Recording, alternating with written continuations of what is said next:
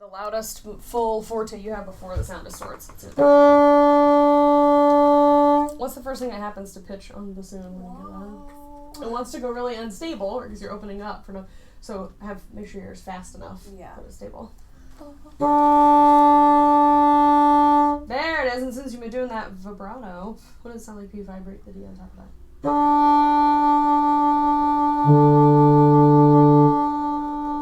Does it feel like you have to play softer to get the vibrato to happen? Yeah. So when we have vibrato, is essentially really fast dynamics. Yeah. Right, if that's the highest end that you have, then I think when you drop down, you're very good at dropping down to the softer dynamic, and then the up pulse doesn't always get all the way back up to where you started. Yeah. So instead of going from forte down to like mezzo piano and trying to make it that wide, when you're going for a speed of vibrato that's kind of vocal, it's just forte to like forte minus. It's 100% to 95%. Okay. For that D. That's a lot more open. Where do you feel like the vibrato's coming from? My stomach. It looks like it's sort of coming from your whole I know. body. I'm trying not to like say. I know. Yeah. And so it's really good to not think about vibrato coming from your throat because that leads to a lot of tension. Yeah. But the faster it gets and the higher up in the range it gets, it does sort of move to be a sympathetic motion back here. So instead of worrying about the muscle, can you imagine the sound? Yeah.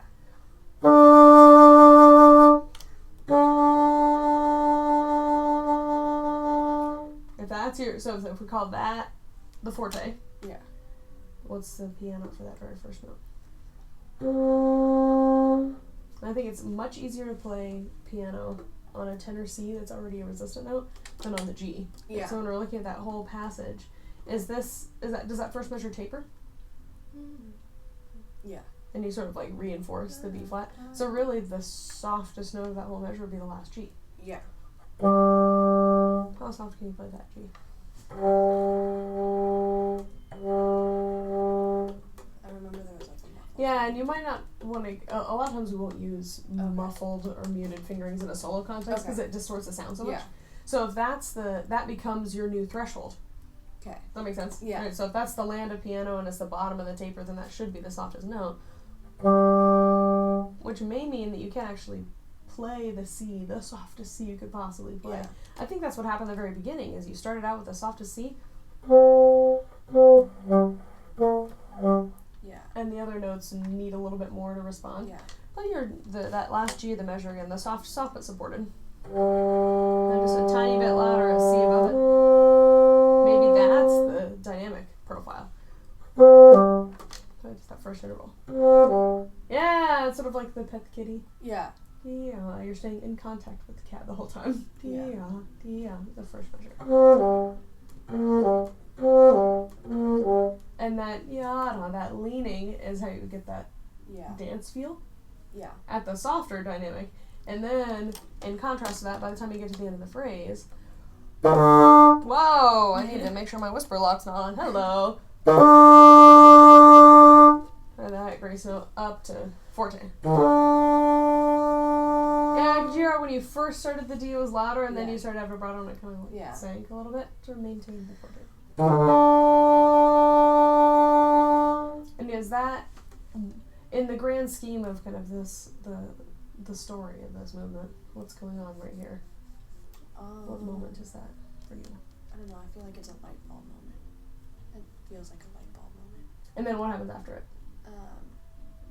They're like thinking about what they just like had a light bulb moment. Like they're reflecting on this light bulb moment. Oh, that explains why it's softer.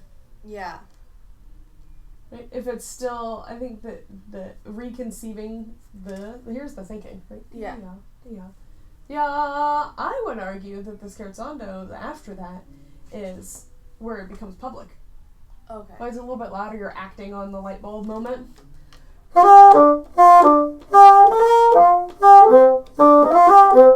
a little more aggressive. Yeah. Like, that way you can still get the lightness. This is where you're thinking about it.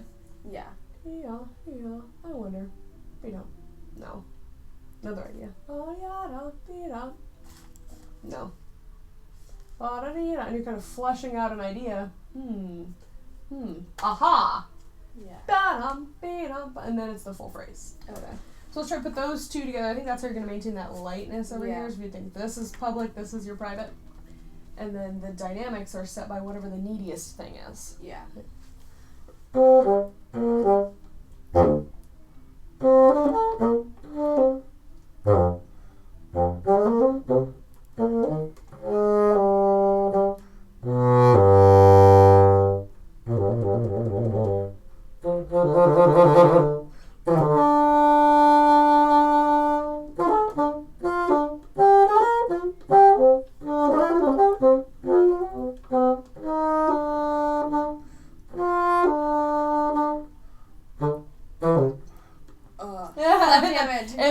It looks weird looking at, you see an F flat. Yeah. Then it takes just like a hot second to retranslate that. That was a lot more effective. Yeah. I think the thing that you have identified as the loudest note is not what you're actually playing as the loudest note. Oh. Do you know what you're playing as the loudest note? No. I should have recorded it for you. I think it's in the second line. Yeah. Which is really effective, and we like the low register a lot more than the upper register. So if that's a little louder than that's a piano, that's fine. But that has then set an expectation for, that's the loudest thing you've played so far. If you want that to be bigger, it's got to be even bigger than the lower G. When you get into the register that you personally don't like, unfortunately we can tell that you don't like them. Yeah. And now that it's louder, it's cracking more. Yeah. Right. What causes that? Not enough space for the air to get. Yeah, so you've added more air and you haven't added the space to go along with it. And usually it's in the downward slurs. Right? Let's pick on that one, because that one I think is actually an easy fix. Slur from G down to C. Still at forte. What can we do to fix a crack on the C? Yeah, just vent the C. Do I need the whisper key or no? This is the dirty bassoon secret. The whisper key is largely optional. Okay. The whisper key is an insurance policy. Yeah. Just to make sure that the right octave comes out. That's keeps this little guy open and closed. I think when you have to make a decision, it's more critical to create a vent than to close one. Yeah. If I don't do it, I get that. Yeah. And the note actually would get stuck too close to the G. G, C, that guy with the C vented. And you got the half one closed. There it is. And now the only thing that's left is there's like a little bit of lacking bravery. You can hear plow, wah. There's just plow, and whoever cracks will solve it. There you go.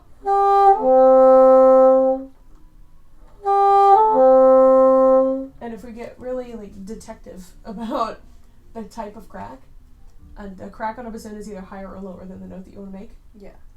And if you can figure out which one that is, and it might mean setting your recorder up. Yeah. Because you might be at the point where you know it cracks, but you don't really know what's going on. Yeah. Record it, you can slow it way down, and can you tell with that one, when you slur from G down to C, is the crack higher or lower than a C? Higher. Yeah, it's a little bit higher, so you have to do something else to send a low note signal. It might mean a lower voicing. Yeah. It might, which is opposite what we usually do up there. It might mean a wider airstream. It might mean a cooler airstream. You get that? It pops up to the upper G. Try to G down to C. And can you do it without laying off the dynamic though? There it is. It takes a little bit of, you kind of have to favor that transition a little bit. But without the grace notes, do B flat down to F, and then do to C. There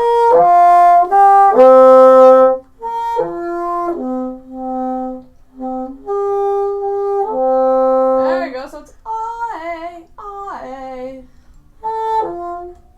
B flat.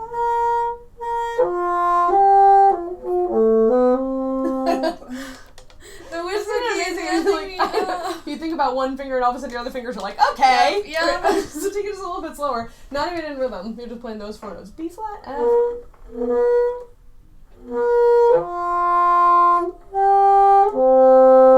There you go. So it's all one lyrical line now. That's what the upward crack will sound like. Why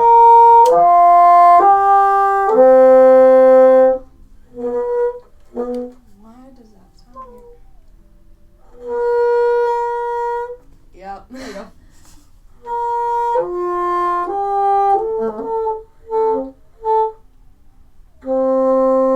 There you go. Yeah, just do those 4 notes again.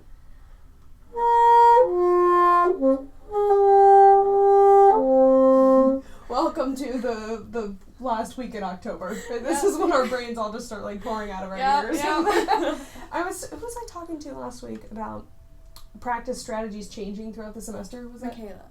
It might. I think she said that she wasn't motivated. Yeah, when she was talking about not being motivated, and there was somebody else that might have been Kaylin too, and you just like when you sit down to practice and you can't practice the same way that you have all semester. It's just not working. So figuring out what you can do that's successful. And I know with Michaela, so that's where when we started talking about duets. Yeah. Things that still count. Yeah. So I think in this context, like having these little finessed articulation, like little mini tapers and stuff is that's maybe a little too much. Yeah. For this, my friend can't handle for right now. Like it's not ready, but that doesn't mean that you won't ever be able to do it. Right. Yeah. But with this, when your brain starts doing these kind of weird new habits. Yeah. What it actually is a symptom of is the things that are not yet habitual. Yeah. And so when I'm watching these fingerings, and even when I'm kind of demonstrating some of these, like every once in a while a little crack sneaks in because it's still not habitual to do an opposite voicing for a downward slur. Yeah. And it's not quite for you. It's not quite habitual to have the fingering for a B flat. Yeah. That's still something you like have to actively think about. Yeah. Is what fingers I put down for B flat, and that's okay. So take the thing that meet your fingers and your brain on the level that they're on.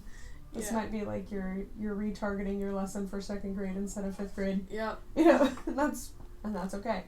So extracting then the long tone out of that. Okay. That's most usable. I think is that ee-ah, ee-ah. It's like, how can I get those slurs to be nice and even?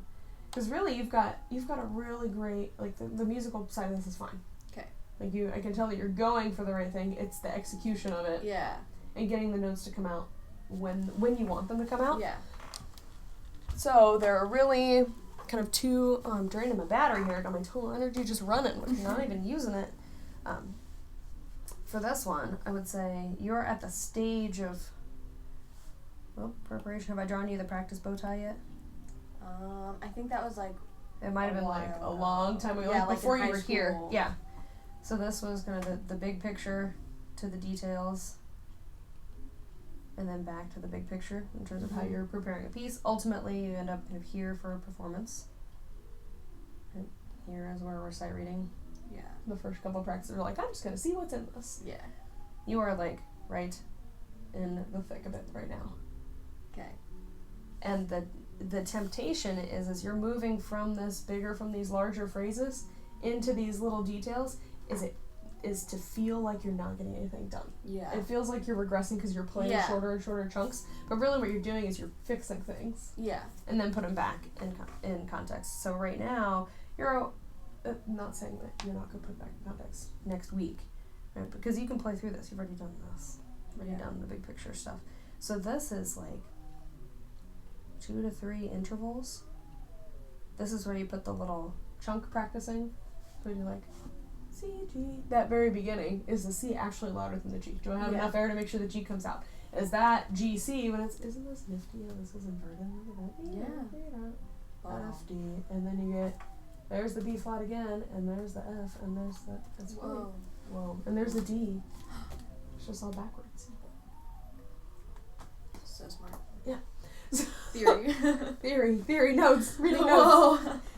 The nice thing about hitting this point in the practice session at this point in the semester is those little details might be all your brain's ready for. Yeah. Like, how do I actually, what fingers do I put down for B flat?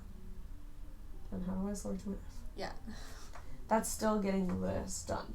Okay. So I think for over this next week, this will feel really different for what you've gone through before with preparing for a performance. You're probably used to like a week out from solo and ensemble or a week out for an audition. You're running it a bunch of times. You have the continuity of the whole piece. It's not that long of a piece. You don't have to worry about endurance. But what your time will be best spent are these little things. How do I just get the nose to sound? Do I actually have enough air at the beginning? Yeah. And then you'll be able to, this whole process is going to be a lot faster because you spend more time over here. Okay. Make sense? Yeah. So the things that you're taking away from this is loud enough for everything to speak. Yeah. And then once it's loud enough for everything to speak, it has to be open enough for it to not crack. Yeah. And that happens. Let's try just this opening. We'll get to that. Okay. Flat. Okay. So the piano will probably feel like mezzo piano, but you'll have room for that taper, and then really open when you get to these louder dynamics.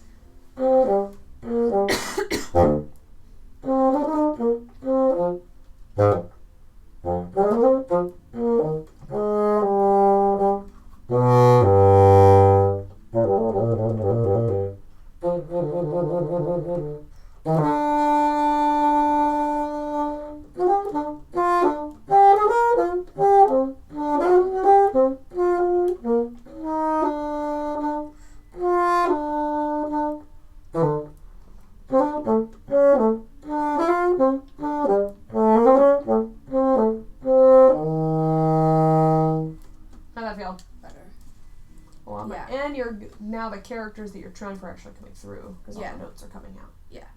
The next, this is pretty quick. Right? Yeah.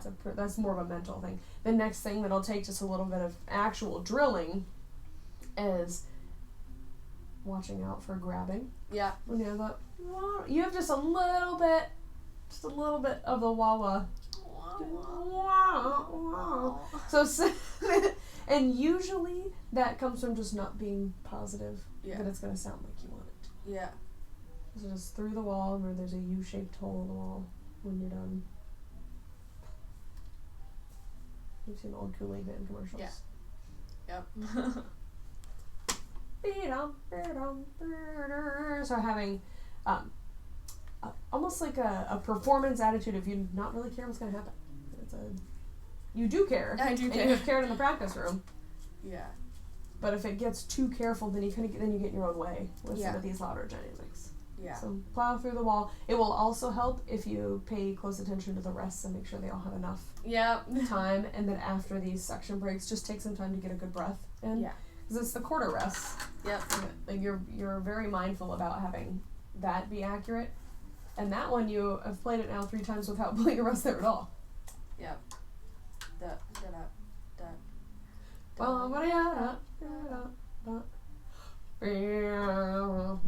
And this is fine. So actually, don't be afraid of the silence. Okay. Cool. I think that's coming along. Awesome.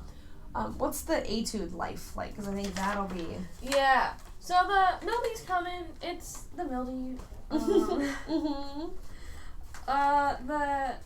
I think I just got caught up on like the first page of it still because it wasn't like where I wanted it to be. Yeah. Because like just the technical things. And it requires a lot of flexibility. This is one like you can kind of get away with it in this old piece. You can't get away with it in this. Yeah, it's a lot of mental power. To just let it exist. Yeah. Let's do. If I remember correctly, it was more the Menno section requires more of that than the opening. Yeah. The opening, the first half's more engaging, the second half's more relaxing. Yeah. Let's start at the Menno. Okay. In the first page.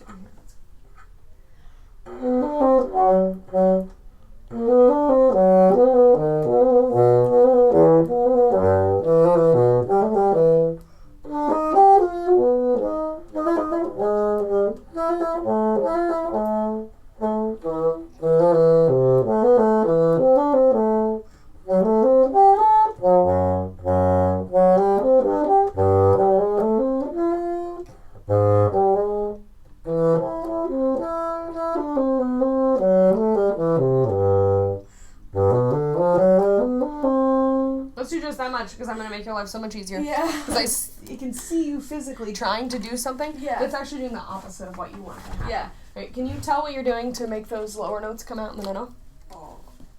Like, What do you, if you were going to put that into, like, tell someone how to do it, what do you feel like you're doing? Put, like, a beach ball in the back of my throat. Okay, so you feel like you're creating more space in the back of your mouth? Yeah. Are you trying to do anything else? Different voicing. Okay. Are you trying to drop your jaw also? Am I? I wondered if you were trying to drop your jaw, and I think it's just the beach ball in the back of your throat. Instead of creating space here, what you're actually doing, I should have videoed you, shouldn't you? Do you know what you're doing? No, you're not even doing that. That would be fine. You're doing this. No! So instead of directing your command to yourself to the back of your mouth, try just lifting your top lip. Okay. It seems kind of counterintuitive, but relax your top lip when you want to slow it downward. At the very beginning? Yeah, the very beginning. That'll good.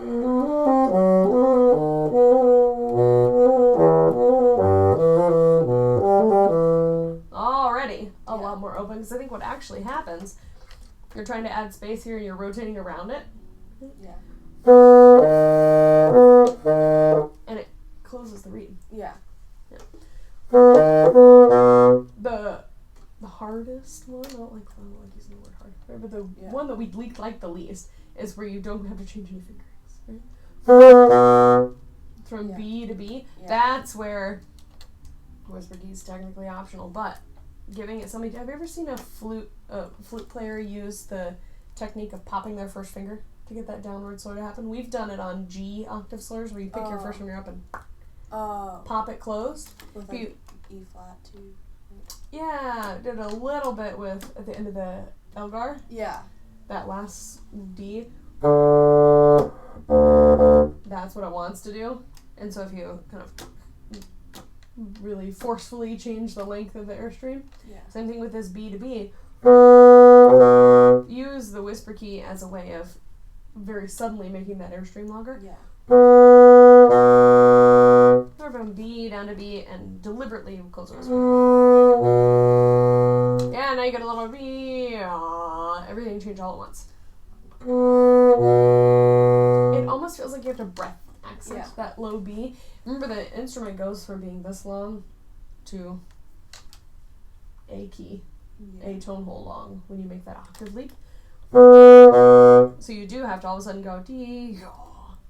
Okay. B down. There you go. Now without the diminuendo first, so just a faster diminuendo. Does that feel like a different dynamic? Yeah.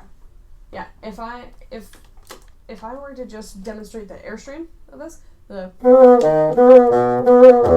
would be. It's a really forceful accent. Try without the embellishment.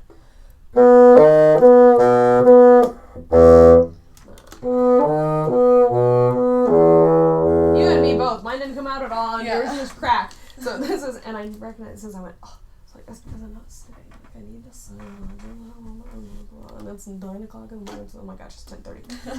Oh no. November! All the different, make it too unengaged of an airstream. So try to slur into nothingness. E to B. E to B? Or B to E.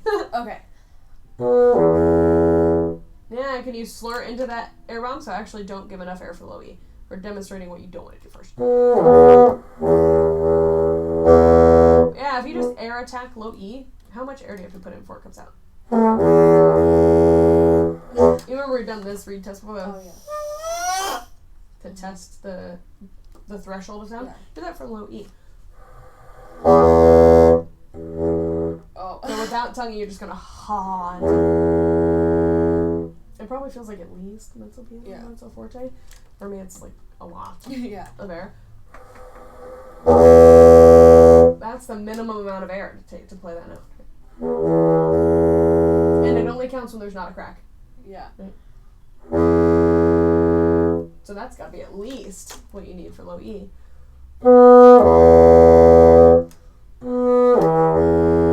Try with your top lip away. Yeah. And for you, it feels like, that's what it feels like to produce that. It doesn't sound like that. Okay. I can actually here, I'll rub a chord for you. We'll do a little voice memo out here. My 15% battery. Oh. Do you ever record yourself when you practice? Sometimes, yeah. I need to do it. I don't like listening to my phone voice either. But for things like this, it'll sound a little bit more accented on the lower note. Will take care. Actually, that's kind of what you want. Look at the contour of the line. You want it already should sound louder because it's on the downbeat. So let's do just B down to E. Did that feel egregious to you? Not a little bit.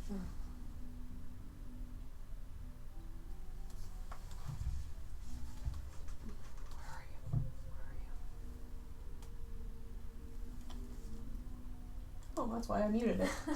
That's helpful. B down to E. It just sounds like normal notes. Yeah. And when you get them... Oh, look at that. I get to keep going. Experimenting.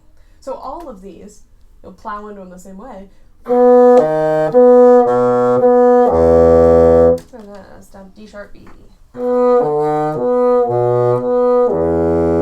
What did that feel like to you? Well, the D sharp is definitely weird, but it felt... It was a little bit flat. Yeah. Because it's the less... I would venture to say that it's been sharp before. Yeah. It's a little bit too flat right now, but not too bad.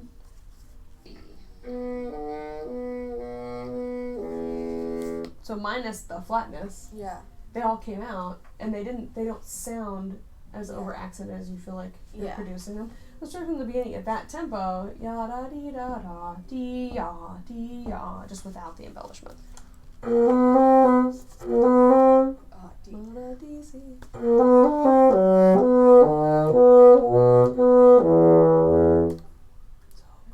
what did you need to do on the E? I needed to open up more, or top lift away. Top lift away more, and just fill the space with more air. Try it again.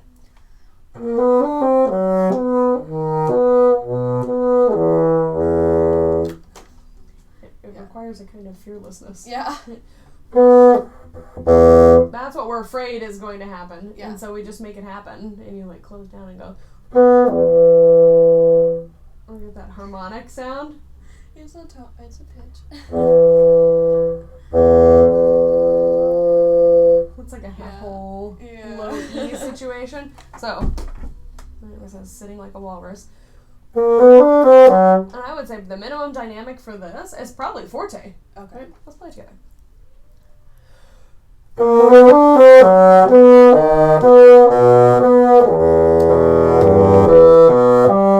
Yeah, let's keep going. We're going to do the same, keep playing through the line at this tempo. I think this is a good tempo for this because it's the tempo that you need for response here, and it'll help with the brain. Yeah. When you get into the tenor clef over here. This is minnow. It's very minnow, but it's minnow. How